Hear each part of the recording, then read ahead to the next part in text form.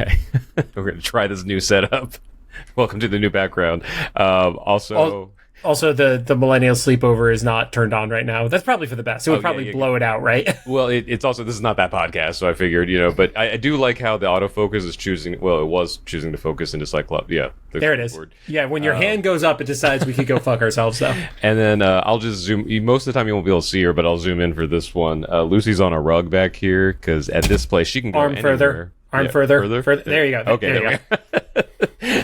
And she's just chilling, so you'll probably see her run around. If she gets the zoomies, you'll see her like zip back and forth. She crawled on my head once. We'll see. Anyway, if she jumps on your back during the recording, like, I'm gonna die. It's gonna be great. She did right before I logged on here.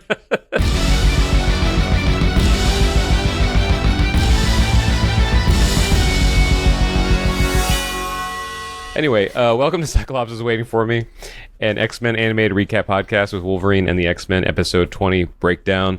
I'm Rod. As we talked about last time, I have moved, and woo boy, was it a move. Before, like, I was joking before, like, every week there was some sort of chaos. I had surgery the weeks before, and then this thing. Moving's never easy. I had no idea what was going to happen here. Maybe someday I'll feel comfortable talking about it in public, but friends know the story. It ended up being one of the most insane moves, but I'm finally here. And we're going to try this setup. Hopefully things don't sound too weird. I also have traffic outside my door now, so you might get a cool stereo effect between me and John's traffic noise. With all the drag races that happen between our two cities, absolutely. I have a straightaway too, so we'll see. And I am JC, and unlike last time we recorded, I am not exhausted and losing my fucking mind, so that part is nice. You may see the mess on the table over my shoulder right now. I recently did do the second of the 3 towers of the Lego X-Men Mansion build on Twitch, which was also co-streamed to the YouTube channel, so look up that VOD. And then, because I know one of the bags for each of the towers is really fucking boring because it's just literally the base, I went ahead and I built the base before I do the final stream. But you definitely can't read it, but right there they actually put a cornerstone in the foundation. And so it says Xavier's School, Charles Xavier on it. So despite the fact that will be covered, never seen, they actually put out the effort to put a cornerstone in there, which I thought was pretty cool. I love the Lego Easter eggs, because back during the lockdown, I got like what do they call him, Bro Thor? Yes, the one where he's playing Fortnite. Yeah, I got that little set, and there, like, you put together a little couch for him to sit on. Him and is a Korg. Yes, and while you're building the couch, it has you put slices of pizza under the couch, and then you seal them up. Yep. My favorite is in the wall of the danger room in the second tower. Mm-hmm. There's 4 Easter eggs that reference, 3 of them are referencing like specific issues and stuff like that. Yeah. The other one is Earth, and I'm gonna forget the number of it, but it is literally the Earth from X-Men the Animated Series. It's E19 whatever. And that is literally the Easter egg from X-Men the Animated Series 1992. Is like fun. It's so easy to gloss over it, but if you take the time and look through it, like they put a lot of effort into it. I will say, if someone gets this, leave it in the comment for me, because I think the pre-orders go out maybe by the time this goes out, or a little bit after. I had pre-ordered the Game Boy Lego thing, but then I canceled it after I moved, because this move was so fucking expensive. So if anybody gets the Game Boy set, tell me I was looking forward to seeing what the Easter egg was. So let me know what the Easter egg for that thing was. Because they also did the thing with that one where it had like changeable screens to show like multiple different games and stuff like that. I think it was Legend of Zelda and like Super Mario or Mario Brothers or something. Mario Land. It was Land on that one, because that was the one where he went to Egypt for some reason. Right. And then when you put the cartridges in, there was a like lenticular screen thing. But since they already that was part of like the promo for it. Yeah. I know that there's got to be something else cooler inside. There's definitely something in like where the batteries go or something like that. Yeah. Absolutely. So because up over my shoulder there, that's an awkward move. There's a spot on the side of the Nintendo that pops off that is the underground stage of original Super Mario Brothers in like hyper mini version of it, and it is literally sealed up that you don't know it's there unless you know it's there. Yeah, so I love that. Yay, Lego. Cyclops is Waiting for Me is our bi-weekly podcast series where we are going back and watching every single X-Men animated episode that we can find. This podcast started with the original 1992 X-Men the Animated Series, which was building up into the release of X-Men 97, which we also watched. And along the way, we completed X-Men Evolution and launched our companion interview show, The Xavier Files, which, Rod, we have to start scheduling more of those. We did that great interview with Lenore, and then we haven't scheduled shit since. But now, because we know that season 2 of X-Men 97 is happening in 2026, more thoughts on that in a second. We are dedicating this entire year to Wolverine and the X-Men. And some quick reminders. We're a recap show about a series that started over 15 years ago. There will be spoilers. If you don't want to spoil it for you, pause the podcast, watch the episode, and come back. We're currently not sponsored by or affiliated with Marvel Animation, Disney, or Disney Plus in any way. Don't forget to follow us on social media at Cyclops IWFM on Instagram, Threads, and Facebook and TikTok. I'm not even going to say Blue Sky, whatever. But before we get into the episode itself, we had a big announcement just the past few days before we recorded. So roughly about a week before this episode goes live, Brad Winderbaum, who is the EP of basically everything with Marvel Animation. Yeah, he's in charge of animation, right? Basically. Yeah, but I think he's like EP of all animation, essentially. Okay. Probably getting Brad's title wrong, and he'll never be on the show because of it. But he said, starting next year, it is going to be annual releases for X-Men and for Friendly Neighborhood Spider-Man. Which, obviously, I care mostly about X-Men. He also shared, if Marvel Zombies does well, it'll also probably get some sort of cadence like that. Candidly, you guys have heard me mention it. Probably, I don't really care about the Marvel Zombies show. It's just not for me. But I am really excited that he proactively said annual release, because in my mind, that means we're getting at least 3 more seasons. If for some reason one doesn't do well or drops in quality or something like that, I don't think they say annual unless they literally have minimum 2, but realistically 3 seasons like locked and ready to go. I guess we can talk about, because sometimes we hold stuff back because we live in this town and there's like a gray line between like what is hearsay and everything. But like Jake has actually said publicly that he's working on season 3. Yeah, he said it in an IG story. Yep. Yeah, so that's out there. So like obviously now we know a lot of like the voice actors and crew and stuff from that show, but also a lot of different shows. And so when we see friends working, then we know like there's multiple seasons happening of different things, Yeah, and like our friends don't leak stuff to us or anything like that, but it's like, hey, are you going to be at this con? No, I have to work that weekend. Yeah. Okay. Yeah. So I've only gotten 1 episode into Marvel Zombies. I was actually, before this whole move situation, I was going to binge it all because I was kind of excited about it because I'm not necessarily, I guess I'm a zombie fan in the 90s sort of way because I was a huge Resident Evil fan and like, I don't know, Last of Us is really cool, but I'm not even really like a gore person. I think there's just something about like that kind of post-apocalyptic thing. I don't know. There's something about it. Like, so I was looking forward to Marvel Zombies. I'm only 1 episode in, but I think it's gonna do well. Like, is it the same continuity as the What If, or is it a separate story? It's the same continuity, but it's like a better team took care of it. I don't know if it's the same team or not, but like, man, it is a way better story. You will probably like the first episode because the first Avenger zombie is somebody that you really like. Oh, you mean the last Funko Pop I'm ever buying, which arrives a week from... or actually, no, from when we record it, it's arriving the day this episode goes live. Oh, gotcha, yeah. Yes. And he's not necessarily like... The main... This is not really like a spoiler, this is like the setup of it. We're talking about Hawkeye's fucking... Yeah, well, but the main characters are actually Kate Bishop, Riri Williams, and Kamala Khan. But the zombie that they're running from is Hawkeye, and that's the first episode. I don't know. It's just like it's a way cooler story, and it is the same continuity because I think we left off with like discovering Wanda's a zombie.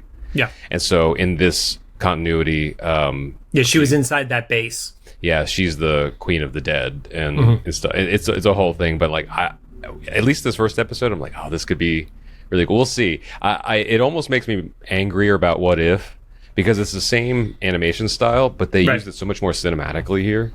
And the action sequences are insane. There's a fight between Red Guardian and Captain America that is bonkers. Like, whoever choreographed that, when you get to see, you'll see what I mean. Like, they did stuff that was so, we talk about creative fighting, like in the different shows we watched here and stuff.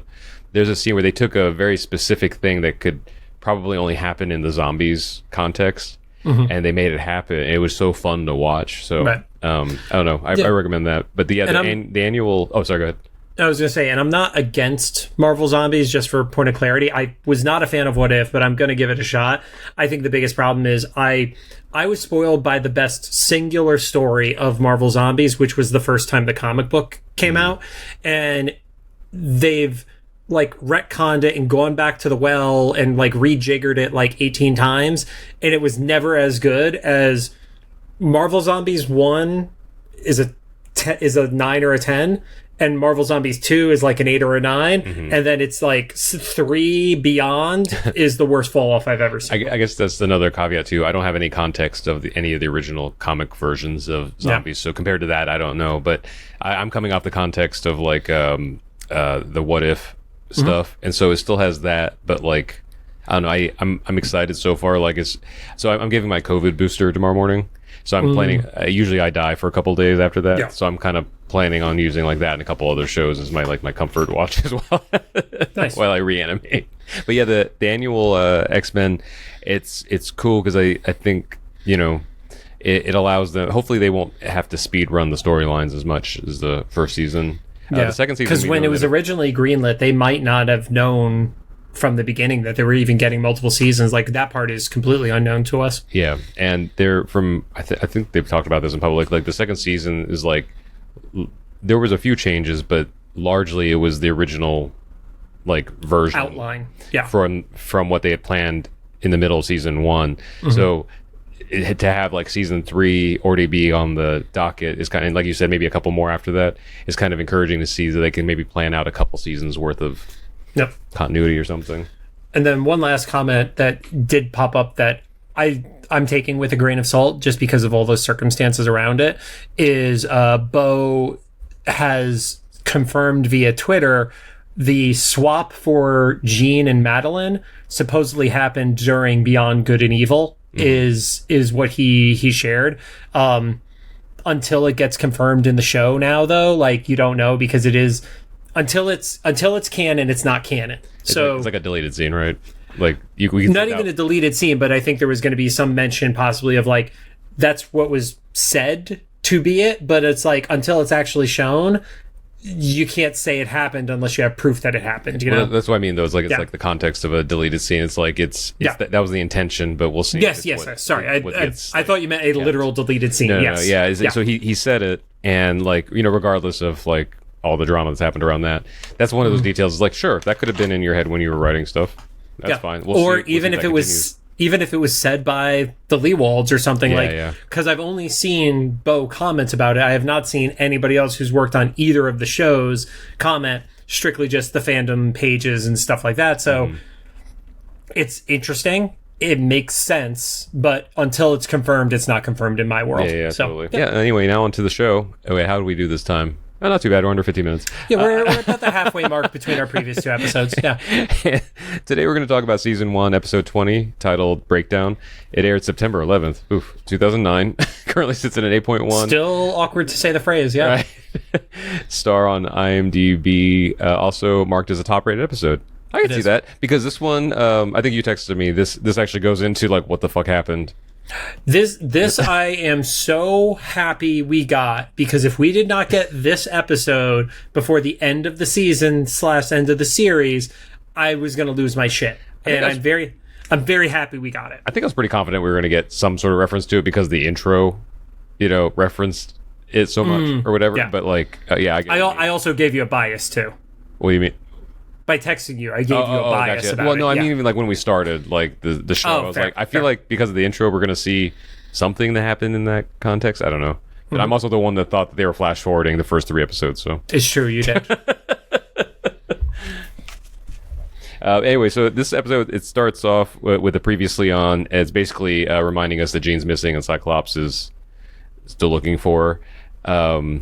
getting mad at Emma for not being able to find her, and Emma gives the whole she might not be there. It's like, dude, just ruin this guy. Don't ask questions you don't want answers for. Oops, sorry. Like I mentioned earlier, like Lucy can run around anywhere now. So once in a while, I just hear like a thud or like something, like she drags something off a table.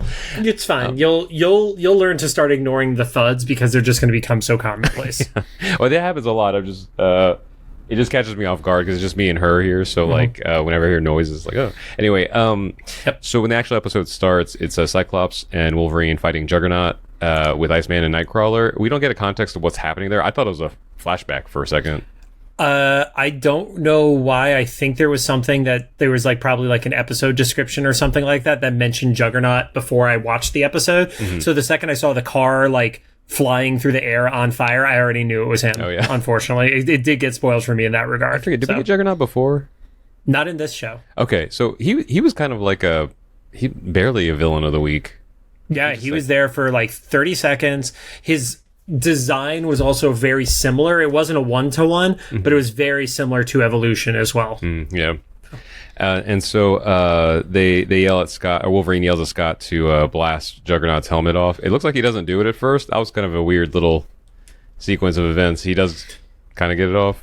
It also felt like everybody was making a joke about the previous seasons, where it's like, there's one solution, get the helmet off. It's like there were parts of it that were very similar to TAS and to Evolution with it. So it almost felt like it was like a bit that it's like, guys, you know what you're supposed to do. This is an easy one, you know? And then there's a bunch of like smoke from the rubble and stuff. And Cyclops sees like the ghost of Jean like kind of arrive through the rubble. They did a good job of like making her kind of semi-transparent so that we know that she's not real, but like he saw her. Yes. And then they kind of imply that they lose the fight. Yes. Or not imply. They say they lose the fight. They say they lost. Well, they say it later. They imply it this time because everything goes black and then the intro happens. But that intro is so smooth. It looks like it's part of that fight. Well, I love it's like cool. He's looking through the smoke. The big like van gets tossed at him, and like Wolverine's like, "Oh shit, I have to save him," and then it's like, and it's a loss. Yeah, but yeah. The lack of a better term, the wipe that goes into the animated intro is actually really good there. Side note: Angel is still fully in the intro as Angel. They never swap it. I forgot. I did watch it specifically for that reason of this episode. It's funny, yeah. So then after the intro, they come back, and Jean, what we think is Jean, wakes up Scott and is like, "Oh, I missed you." And then he plants a kiss on her and realizes it's Emma. And I yelled "fuck yeah" when that happened. And I don't know if that's a foreshadowing. I was so excited they did that. Yeah, I don't know if that's foreshadowing of like maybe something that was. They probably don't have enough time to do in this season. But maybe what they intended to, if they ever got it like more or something, like that was like it was gonna pull into the love triangle between them, no doubt. Yeah. I did like how it was easily written off though, because he was like, "Oh, I thought you were Jean." She's like, "I'm a psychic, I know." I was like, "Oh, cool." Yeah, once again, like you said, like I like that they acknowledge stuff like that. But she also didn't mind. Yeah, it was not a violent pushback or anything like that. It was like it left room for interpretation to it. It wasn't just a straight up no. Yeah. Yeah. And so he tries to leave because he realizes that as long as he's hung up on Jean, he's going to get his like teammates killed, because like Wolverine recovered because he's Wolverine. Yep. But then Juggernaut got away, and then like some of the others could have been hurt a lot more, and he was like in a kind of a coma or something for a little bit, or knocked out overnight kind of thing. Yeah. And so he's like leaving, and Emma chases after him, and she just skips to the end, and she's like, "I can erase Jean from your memories." She pulls an Xavier, like she just like straight up like, "Oh, I'll take care of your shit for you. You want me to do that? I'll erase your memories." Yeah. So my note here was like, Emma offers to Eternal Sunshine Scott back on the magic bench, and so they go back out to the magic bench. Dude, the fucking bench with the seagulls at it. I think this one made me realize more is probably just because it's a peaceful spot. I don't know. Also, where everyone watches you, because it's like like everything in the mansion is a vantage point to see that bench. Yep. And so she, like you said, she does an Xavier and like probes his mind, whatever. Yeah, but at least she does ask for permission, which is sometimes an Xavier move. And she basically like it looks like she kind of does what Kitty Pryde did to Wolverine in Days of Future Past, the movie. She kind of like takes him back into his younger body or whatever, you know. I mean, it wasn't quite that, but like he gets to relive the memories. He's not, but he's not altering it like Days of Future Past Wolverine did. Yeah, and we see a very young Scott, you know, right, like when he lost his parents in the plane crash. I kind of like how they like did the little fast forward on the origin story. Like we know.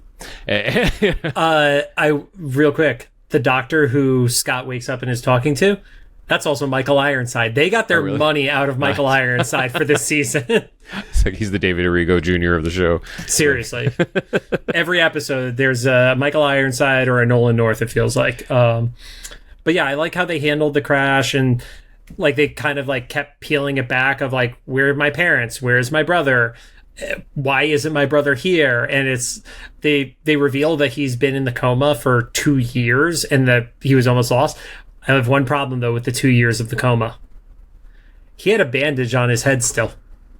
Oh no, maybe they replaced. I don't know. Dude, 2 years, that should have been healed up. That's the only. It's the most nitpicky bullshit ever. Yeah. The animation team probably didn't have what the final writing was for it, but I laughed when I was just like, wait a minute. They're probably like, we need to show that somebody's hurt. So put a little bandage on their head. Right.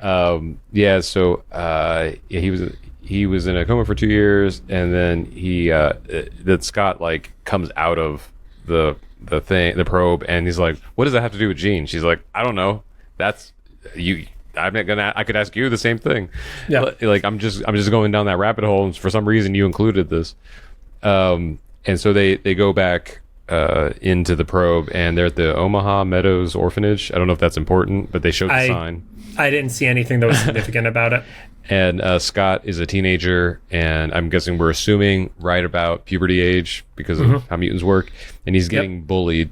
And this is a kind of a classic origin story for Cyclops, right? He gets bullied in the playground or something, and that's what sets him off. Yeah, and so he zaps a kid. At first, it looks like he's just, it's the first blast, so he just kind of knocks him back. But then, like, the second blast murders the kid, right? He kills the kids, right? Yeah, because he blasts the building in half, but then the kids are there. Well, the first blast, he actually shoots the kid so far up in the air that when he lands on the steps broke. They actually showed so the kid landed hard enough on cement to crack the cement. Okay. And then whatever kids were inside the orphanage, definitely dead. Yeah. All canon, Cyclops hates buildings. Yeah. Because the one of the later beams, when he like loses control of it completely, goes straight through where the two kids are. And that we know of, like you said, let alone the kids inside. Yeah. And so and then we skip to Scott being in like solitary confinement with like I guess a bandana is enough to hold back the blast.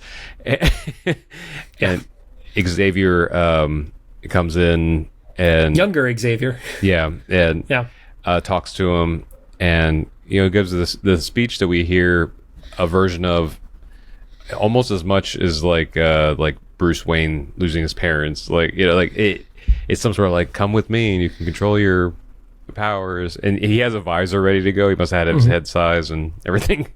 Yep. But he had an early 3D printer. It's fine. I did like how Scott's like, no, can't do it. I'm a monster. And Xavier is like, we're all monsters. And it's kind of like the Storm, like we're all freaks moment. Yeah. I really wanted Storm to come. I was hoping Storm would follow me. And it's like, we're all of we. It's like, oh, you guys got it too. And so the visor, Xavier talking to him telepathically and then giving him the visor kind of sells him because he's able to open his eyes. I was kind of waiting for him to comment like, oh no, everything's gonna be red from now on. I loved the visual for how the visor got on him, where it was he's hesitant to open his eyes. He opens it slowly, and you see the two like circles of his eyes, and then when his eyes are fully open, then the entire thing is lit up. It's really, really cool because that's like cool. He's literally shooting the entire time. Yeah. And it was just a really like fun way to visualize that happening. It's like charging up. It's literally, it's like it's shooting. You just have a blocker in front of you, And then we skip a little bit. We're assuming probably like a couple weeks or something. Yeah, and they're in the danger room with the OG team. So the things about this that were interesting is in most comics, Scott is the first student, whereas it's not crystal clear here who, like, if he came and joined a team that was already being built. I kind of got the vibe that they were already there from how it was positioned. Like he messes up in the danger room and they're like laughing at him when it happens. So I kind of got the vibe that they swapped him to being like the new kid for what that's worth. Yeah, they were kind of unclear. We had a Beast that wasn't blue yet, and and so then the design for Iceman was the snow style. The snow style, but also the boots cracked me up because that kind of implies that he's just naked. Yeah, and then just boots.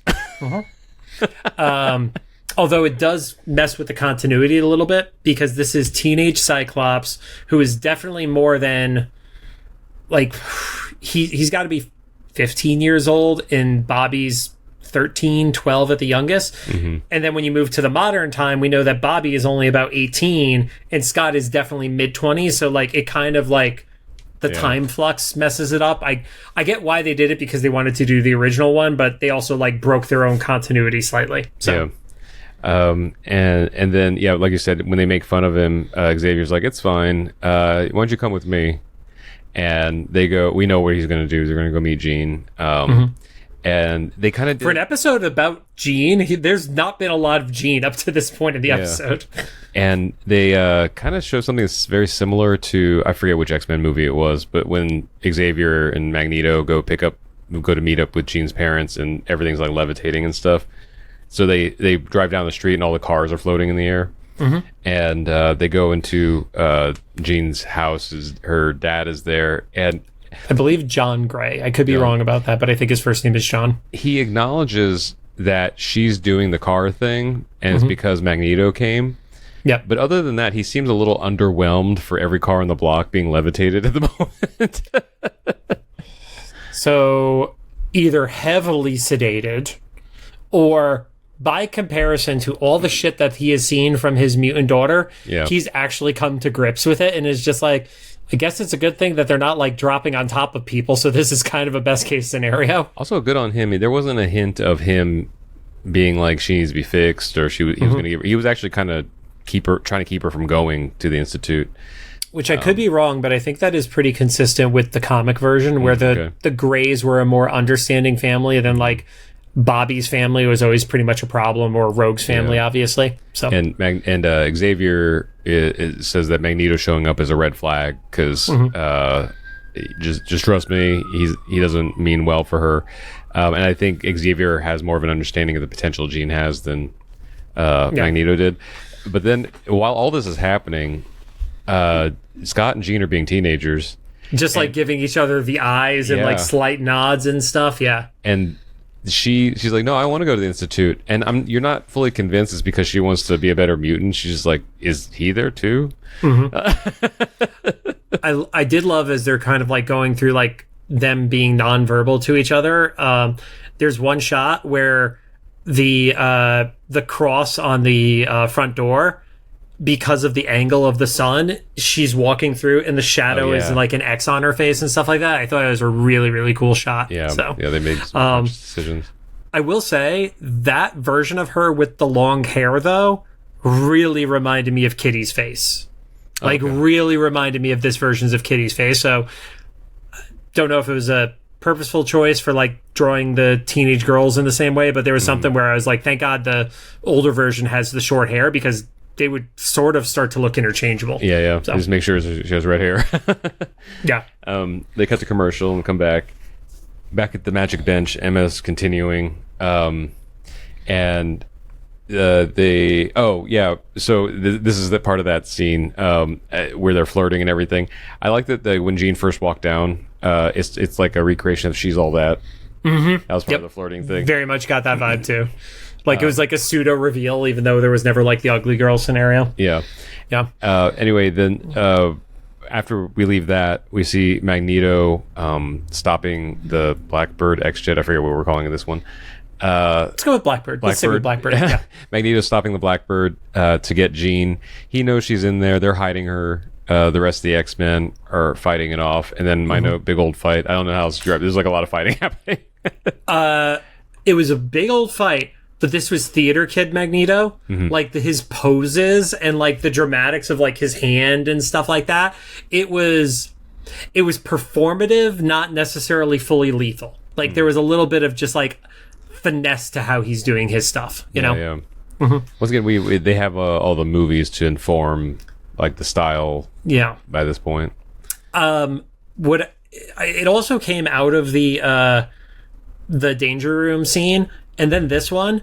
At no point in the memory, even though Bobby spoke earlier when it was the modern time, at no point did Beast, Angel, or Bobby say anything in these memories. And I kind of got the read, because this is Scott's memory of the events. It is not a pure, this is 100% exactly how it happened. That it's like, yes, he remembers them being there, but the important stuff is the thing you latch onto. So that's anything that Xavier, Magneto, himself, and Jean said are the only things that matter when looking back at a memory like that. Yeah, it's nice to have the unreliable narrator thing for your continuity. But it's kind of how I Met Your Mother worked. They're like, when something didn't fit, we're like, Ted didn't remember it, right? Ted was drunk, yeah. And Scott gets his visor knocked off. Because every trope in X-Men animation or movies needs to include that. Yeah, and then that's when Jean comes out of hiding, because Magneto kind of has Scott under like a hard place, and he's gonna drop a bus on him. So yes, I would say so. And so Jean, she tries to, I put it here, outfloat Magneto. I don't know how to else describe it, because he's like magnetically getting the bus over, and she's like telepathically pushing back. Yep. And she kind of goes like, she doesn't go full like Omega mode, but she shows more potential than the other kids do. And she's like, Scott, open your eyes. And then she's like both controlling the bus and like controlling Scott's blast. But did you also notice when she first starts to like go back and forth with Magneto, she did like the hands up thing. And then like when she starts to like show her how strong she is, when Scott is threatened, she literally puts her hands down. So it's like she doesn't need to do the theatrics of the hand motions to do like she's just like, no, I'm controlling all this. Yeah. And Scott obviously refuses to open his eyes because he doesn't know that she could control his optic blast. And she's like, no, it's okay, we'll do this together. And then Scott bludgeons an old man. Yeah. And I was why did everything get dark? Oh, my light died. That's interesting. Oh yeah, yes, it did. I looked down at my notes and I didn't see the difference, but now that you said it, yes, it did. I'll deal with that in a second. And then my note here was Magneto loses his helmet. They show it rolling down to the sewer, and I couldn't I guess that was just like a B-roll thing, because at first it made it look like it was going to be important. It was not. Like that Jean or somebody was going to do, Xavier was going to do something crazy. But it didn't really do anything. And then Scott and Jean make out. They really want to solidify like they're an item. Well, they get to the point of almost kissing. They don't. Oh, they don't. It's not 100% landed on the kiss. They like cut right as it was about to happen. So that could also be the unreliable narrator. But there is a quick conversation between Xavier and Magneto being like, you're lucky I taught her how to suppress her power. Right. She's the one that's going to change the world, which is obviously a weird foreshadowing for what we know ends up happening. And it's like, I'm never going to let you take her. Magneto goes with never say never. And that's where the assumed kiss takes place. Yeah. Gotcha. I fixed my light. Okay. Yes, I noticed. Yep. I was like, I am gonna go until Rod is back up. So I was kind of funny because I was wondering how long this is. It's a battery powered light, but I do have a cable on it that I have like a little toggle switch to turn on the charge when it needs it. I wonder how long it's gonna go for, and then now I know. Now we know. And so back in present day, Emma and Scott are back at the magic bench, and she's like, well, what happened? And he's like, Wolverine happened. I was like, oh, they're going to do it. Like, the thing. Well, they also emphasize, and this is what I think leads to Scott making the decision he does at the end of it, of, she took all the pain away. Like, at the end of the day, he was not a happy person. He was dealing with all the stuff he was dealing with. And then all of a sudden, everything felt right because of this one person. So, yeah. And so we got a commercial, come back, and then we see like the flashback of what happened with when Wolverine arrived. So Wolverine pulls up on a motorcycle. This whole scene gets a little bit creepy. It's super creepy. He sniffs Jean. So Wolverine's canonically like 100 years old, right? Jean is a teenager. I got the impression that by the point of this, she's in her 20s. I'm not saying it's not creepy by the age difference, but I got her out. I got her to adult range on this one, at least. So it's. I guess in my head, we were still like at the jet. No, no, because they also made an emphasis of showcasing her with like the shorter hair and stuff like that. Scott is bigger too, like his physically built bigger. So. Yeah, I got like 21, 22-ish, but still a dramatic age difference. No argument against that. But also just like weird that he's like sniffing for this woman that it is not. They make it very clear it's for him. It's romantic. Like he's very like kind romantic. Yeah. I'm trying to make it nice. And then my note here is like he confronts Scott. Like he doesn't even try to be like Scott's friend. Right off the bat, he's like on edge, but.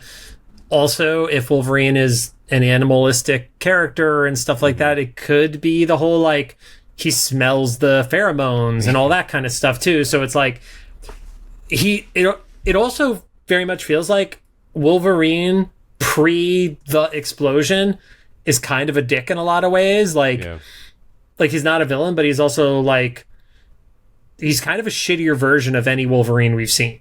Yeah, and from a cartoon perspective. Sabretooth's not there to distract him. It's true. Yeah. Sabretooth is lost in the mountains. Or continuity. Possibly dead. Who knows? Then basically it's a montage of like Wolverine hitting on Jean like real hard. And then Emma points out in present day, just to solidify it to us so we don't think we're reading it wrong. She's like, she is intrigued by him. It's like, so it was reciprocated. Yes. And the part that I thought was really cool about that was because everything is coming from Scott's perspective. So Scott even says, no, there was a broken guy and she felt bad and she was just being nice. And like the fact that it's Emma who gives the read of there was intrigue based off of Scott's memory, like that's Scott being in denial about it. And even Emma could see it was super obvious. Yeah, that's that. One of my friends, I always say this, it's one of those like ask a woman, because the guys will just miss it. Yeah. And so then we cut to at some point. I'd imagine this is probably like a year or two later. Okay. I think it's a dramatic difference in between. Because otherwise, the timeline from when he arrives to the explosion moment would have been too short. It needs to have been at least like 6 months to a year minimum, if not longer. Because he has to build all this relationship with Rogue for her to be upset about him leaving and all that kind of stuff. Because they get into this fight where it's a one-sided fight and Scott is just going at Logan and then he shoots him from behind. You find out that Jean had told Logan, like, do not fight him, promise me you won't.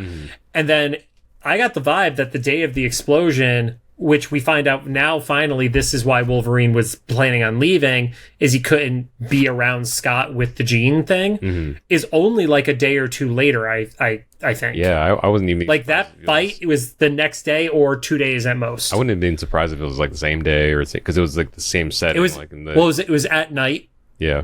And then it was like a morning with the kids on the premises. Yeah. Yeah, so... then when we get to that moment, Xavier gets a migraine, and so does Jean. Then we see a replay of that whole thing, and then there's a big whiteout. Scott and Emma wake up in present day, and Scott's like, "Wait, can you rewind that? I saw something." And Emma plays back like a slowed down version, and it's almost comedic because we hear like Scott, "Oh no!" Like, I didn't like the voiceover on that. They could have done without that part, but I wasn't quite sure if they actually slowed it down in post or if they just had the actor slow it down. or they had Nolan say it in slow motion. Yeah. But we see his eye line like look up, and then in the reflection in his glasses, this was kind of a cool thing, a little detail for animation. We see the reflection in his glasses is the Phoenix. Man, that must have happened fast for no one to have noticed the fire lady in the sky, you know. But then that's the big reveals. Jean was the Phoenix, and then cut to credits, which now I see why like this is one of the higher rated episodes, because it's like, all right, cool, this was still a better Phoenix saga than either of the movies. Yep, either IRL one had nothing close to it. Yep, it's one of those things where it's like it feels like it should have been blatantly obvious, but it wasn't telegraphed to be that. And I have theories about it, and we'll get into that in the next episode. But it felt like a worthwhile payoff. Like I didn't feel like I got screwed waiting 20 episodes to get to this point. Yeah, because it makes sense now, but it could have been, like you said, it could have been like, you know, any number of things. It could have been like the thing that happened to Xavier in the Logan movie, right? Or something else, a Sentinel thing. We don't know. So like for it to be a Phoenix thing is like one of the plausible options, but also like a nice, like you said, payoff for kind of a surprise. If it was never so heavily alluded to that it's like a, well, duh, you guys have hit us over the head with it either. It was like, I'm sure if I rewatched it, there's like references that maybe like could have like hinted at it, but it wasn't you know, it wasn't just so overt, you know, and repeated, you know. And they left Jean out enough during the season so she wasn't top of mind. Yeah, to keep thinking about it. So yeah, she's in maybe what, like 6 episodes she has appearances at this point, if that, for seconds at a time, like, so and most of them are just replays of the original like intro. It's her coming back from the coma, like, and just replays of that moment are really all we got up until this episode with her. So I was okay with it. I dug it. Yeah. So and this is one of the not rare, but most of these episodes have been pretty like they could be their own like contained thing. So this is kind of like a return to like a serialization of stuff. It's not quite a part 1, part 2, but it definitely is a cliffhanger that like you know, we're gonna see, if not the next episode, then like in one of the next few episodes, like kind of pay off. But yeah, the Jean, which luckily we do get that in the next episode. Yeah, Jean being the Phoenix is like a really cool like little surprise, especially if I'm sure there's a whole generation of people this was their first animated X-Men. It's probably pretty exciting to see. But I really dug it. Like, it's a straightforward story, but also like it was. I feel like it was a cool way for Cyclops to be an asshole, but we don't like completely hate him. You know, because if some like 100-year-old dude was going after your girl, you'd probably be pretty upset too. Yeah. And like I said, the fact that he was in denial about it and stuff like that, it all kind of worked. Like, he thought he was defending Jean, but also there was like definitely jealousy because he knew he was at risk of losing her too. It was good. I'm excited to go right into the next episode for this one. We'll see you guys in 2 weeks. Yes, we will. Thanks for joining us. If you have any thoughts, make sure to drop them into the comments for either the oh my god, I'm so tired from moving. You almost had it. You almost had it. YouTube videos, Spotify upload, or official Instagram post about this episode. If you like what you heard, we'd appreciate a rating on the podcast app you're choosing. You can find us on Apple Podcasts, iHeartRadio, Amazon Music, Spotify, YouTube Podcasts, and Castbox. I don't know, I'm out of quippy. Where's Lucy at? Okay, I don't know. She's not here to be on camera. Lucy does not give a shit about her show anymore. She has fully quit. She has a whole mansion to expand. Yeah, she's fine.